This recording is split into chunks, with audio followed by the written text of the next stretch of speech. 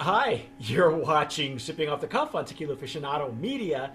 I am Mike Morales here in San Antonio. That young man is I'm Eric Zandona in Vancouver, Washington. Eric. Happy New Year, man! Happy New Year. It's been a year where you've been gone. You've been doing your residency in Yeah, thank Oaxaca, you. In Oaxaca. and his baptism under fire because he did survive two, not just one, but two earthquakes The earthquakes. Yeah. and one strike. Yeah, one So trash strike. one trash strike. Yeah. Jeez. The trash doesn't get picked up for 3 weeks. You notice. Yeah, hopefully there aren't any mezcals that are being infused with the aroma of trash or something. I Hopefully. don't know. That's Hopefully. that's awful. That would be terrible. But we have been enjoying. This has been a wonderful journey. First of all, Yeah, thank you, Eric, for joining us on Santo Cuviso. I'm This happy to one, do it. this is a brand new iteration. It's making its way to California. It's not available yet, but it's going to be. Yeah. And this this I asked Eric, what should we call this? This is technically it's an infusion, Yeah. and you have a little bit more information. This is called anise. Yeah. So it's a Bacanora anise, and so what they're doing is they're making a flavor concentrate with. So they're taking whole star anise, they're stripping the flavor out with the Bacanora to make this really concentrated sort of anise flavor, and then they're just adding 2% of that back to some of their Blanco Bacanora to get this. So you get incredible color. It's got this really like light honey straw color to it. And as far as I know, it's not aged in wood. It's just colored from the star anise, from the So infusion of the star anise. I think, and by the way, we did forget to mention. That's why we asked people to continue watching. Yeah. The Uvalama was, of course, a Brand of Promise nominee. So Yeah. I wanted to make sure that we mentioned that. But the this one, uh, I would say then, Eric, when they because this is so rustico and traditional and probably ancestral. If Bacanora had those categories, which it Right. does not yet, um, I would say that if they're not using barrels, then they're probably using damajuanas, Mm-hmm. which would be the big glass jars Right. that you're familiar with seeing in mezcal. Right. There's some marketers like to say it's aged in glass, like buried underground. I Right. don't know. That's I going too mean, far. sitting in glass, big those demijohns, does have an effect. That tradition also exists in Japan for sochus, um, or they'll put them in glass or even in like a neutral ceramic vessel, which was the vessel of choice for Oaxaca for a long time. But because of lead contamination, they mostly switched to glass. Yeah. Uh, Whoa. Phew. yeah, so it, it does have an effect because over time the spirit will rest and breathe a little bit. Even though glass is solid, it still has a very slow rate of air permeability. So over some time you get a little bit of oxidation at a very small level. So it can smooth things out. Well, if anybody has been to the Jose Cuervo distillery, La Rojena, if you've been down to the cava downstairs, which is part of the tour, Mm. behind some iron gates, they have glass hand-blown bottles. Yeah, They're called damajuanas, yeah, and you call them demijohns, and yeah. it's just a, you Same, know, same. yeah, same. It's like a big bottle of sparklets, Yeah. and they're dusty. They haven't been touched, but they have the spout has most of them have been dipped in wax, Hmm. so they have wax seals, and they claim in that distillery that they have samples from every year that they have distilled, so they have hundreds of bottles that haven't been touched, and they're still, the because they're in the cave, it's a lot cooler, so Right. the evaporation is very minimal. Right. I'm not sure if that's all for show or what, but it gives people an idea of what a damajuana looks like, Yeah. Yeah. and how it can be stored, Right. in a glass container. And that's a tradition that is very common in France and Cognac and Armagnac, and they usually call those sort of special rooms where they keep those bottles paradise. Because they'll have bottles of Cognac or Armagnac going back, to the 1700s. Oh my gosh. You know, Well, but that I guess it's it. Would you rather go to heaven or go someplace where they have the angels share? right. You know, in fact, and I'll discuss that with you. There was I'll discuss angel share with you Yeah. next time you and I get together, because I'd like to get your point of view on that. But anyway, we are going to try the Santo Cuviso Yeah. anise, and oh my God. Never mind. Just watch us roll over and fall ourselves here. Oh wow. Oh my goodness. Truth be told, I have not opened these at all. I've only had the Blanco, and which is what we're calling it. They're calling it Blanco, so that's what I will call it. We'll make sure we get the right nomenclature. Just opening up the bottle. You know Yeah. what I've noticed? Tell me, have you noticed the same thing? I'm not getting hardly any alcohol, like No. you would, No. with a mezcal, for instance. You'll get like a hint of alcohol, Right. not much. I haven't gotten any in these Bacanoras No. in this line. No. This is all like herbaceous, fennel, anise, just beauty. Oh my gosh. This is medicine. This is medicinal. Yeah. This is wow. And As a again, matter, as we talked about, that's how these things start. well, I think if you're a tea drinker, or something, if you're going to pair it with like with teas, I wouldn't even go coffee. I would Yeah. go with teas on this one, if Yeah. discussing pairing, or even cooking with it, or Yeah. and I'm just going by nose. I'm just Yeah. spitballing here. How about a dessert? Mm-hmm. Yeah. Yeah, this would go well with a dessert. This is definitely like an after dinner, like digestive. Yes. Yeah. Wow. Let's Wow. do- It's just gorgeous, and again, the same body and structure Mhm. that we saw all the way through from the Blanco to the Uvalama, and now the Anise, Yeah. and I'll give the proper pronunciation. I've been Anglicanizing it. I've been gringoizing it, and I shouldn't. I really shouldn't.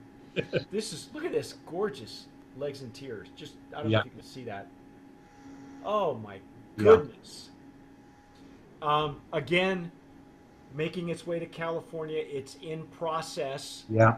You will start to see these in select locations, because I think what's going on is they're ramping up their production, Yeah. because this Yeah. is really Same uh, great hand-blown bottle with the embossed glass and gold highlights in the label, like with the others. Actually, this isn't gold; it's silver. it's like silver, yeah. Yeah. But this is so distinct from the Uvalama. Yeah. Yeah. Oh, yeah. But the anise really comes through, but the it's not the like intense black licorice, which sometimes puts people off. This is Yeah, it is it's anise. not Uzo. It's not Yeah. the No. Uzo. Yeah. Yeah. Yeah. No, this is very much more aromatic. Yeah. Oh wait. I almost got like a hint of tobacco just on that side. Mm-hmm.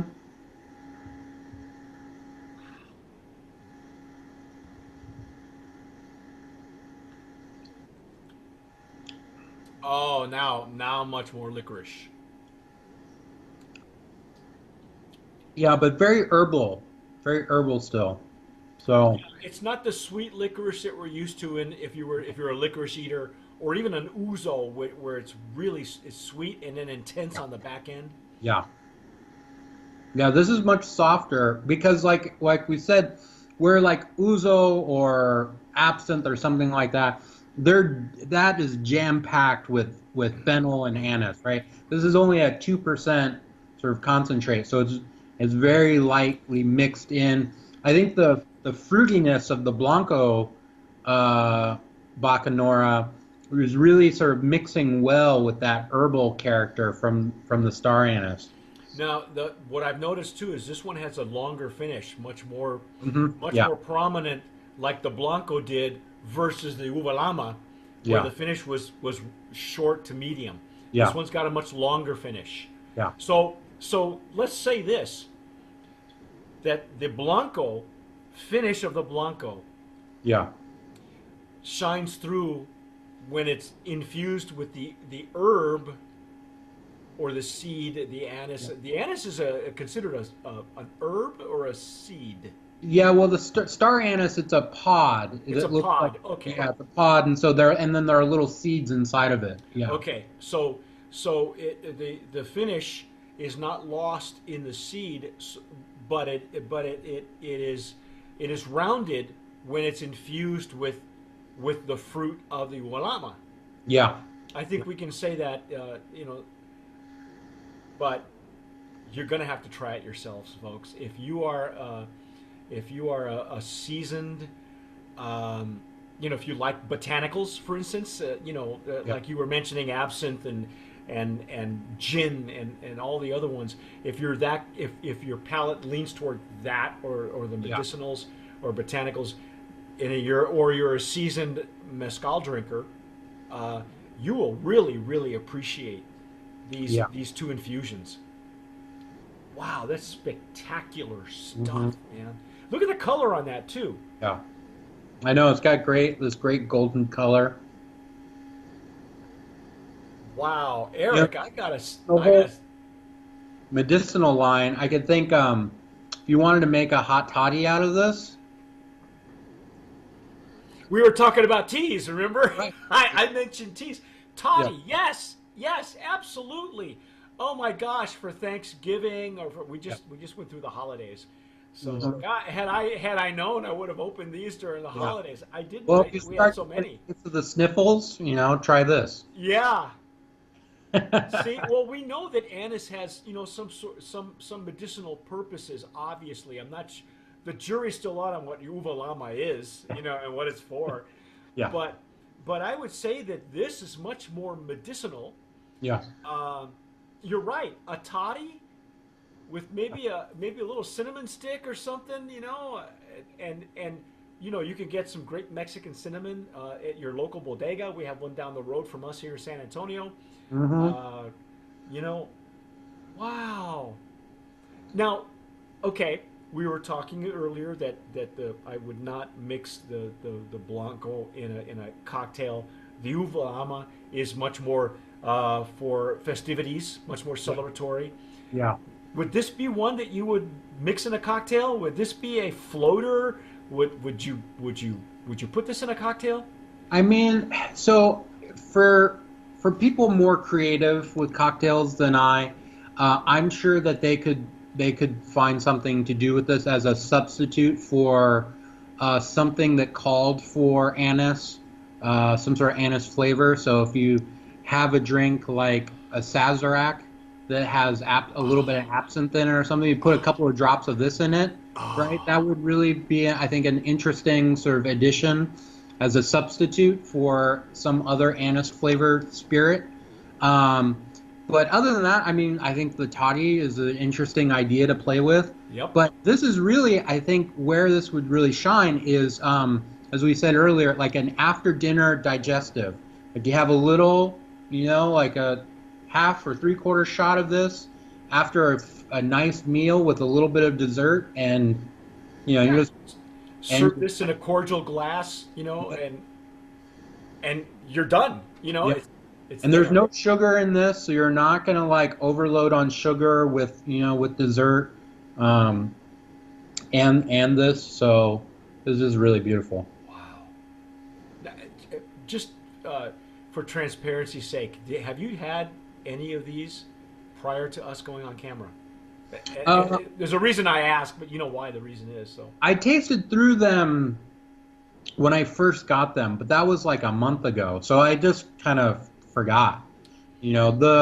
The only thing I really remembered standing out was with the Blanco and how the flavor I think really changes as it warms up. When it's colder, it's a little bit leans more towards the sort of like herbal fruitiness, but as it warms, it becomes richer, more umami, more sweetness. But that was the only thing I remembered. yeah, I had not opened these when we got back from our tour. We had Mm. so many boxes waiting for us Yeah, that we did all the unboxings. You saw those on Instagram, and it's like one after the other. And I think what happens is my Alexa is popping up right now, and I think we just got another delivery. So yeah, who knows? It's going to be right. a busy 2019, folks. Yeah, Hey, you know what? Let's just say it right off the bat. Brand of Promise nominee in the agree. Bacanora, infused Bacanora category, high proof, because it is a traditional higher proof.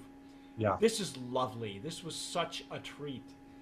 yeah, I'm so glad that you and I had a chance to really break this down. And we could keep going, but we only have so much right, time. So, right. uh, what do you want to say for folks who are really this is really, as I said, I think for people who are much more seasoned palates or wider palates like you, because you're used to judging everything from vodkas to whiskeys Yeah. and everything in between. Um, would you say that if you're experimenting with Bacanoras, this maybe the Blanco would be your first, the first? Yeah, so yeah, if you're a like I said before, if you're a fan of artisanal mezcal, you know what that is. You like those big flavors. Um, the Bacanora from Santo Cuviso is delicious, and you'll love it. Um, but if you're wanting something a little bit different, maybe even your you like mezcal, you like tequilas, but you want to try something a little bit different. These two options, the uva lama and the anise, they're in a whole nother sort of plane. I think that are just they're wonderful spirits. They have that tradition of being made from agave and roasted in pit ovens and natural fermentation and all that stuff. But it's a whole nother flavor profile. Uh, Yes, that's just really delicious. it is. So this is something really you could introduce your friends and family to that they don't know mezcal, they don't know bacanora, they don't know what any of that is. You could give them this, and they're like, "Oh yeah, this is delicious." It is spectacular. These are big flavors, Yeah, all natural. yeah, Again, thanks to Priest Imports for allowing us to be one of the first to dissect and taste and really just ruminate and fall all over ourselves and salivate and all that, all the vatings. yeah. Um, uh, this is Santo Cuviso again, Brand of Promise nominee. For Very sure. well worth looking for. As soon as we know that what the time frame is on having the importation of these into California, we will let you know. Um, in the meantime, stick with us here at Tequila Aficionado on all of our platforms. We have really that's our take on Santo Cuviso.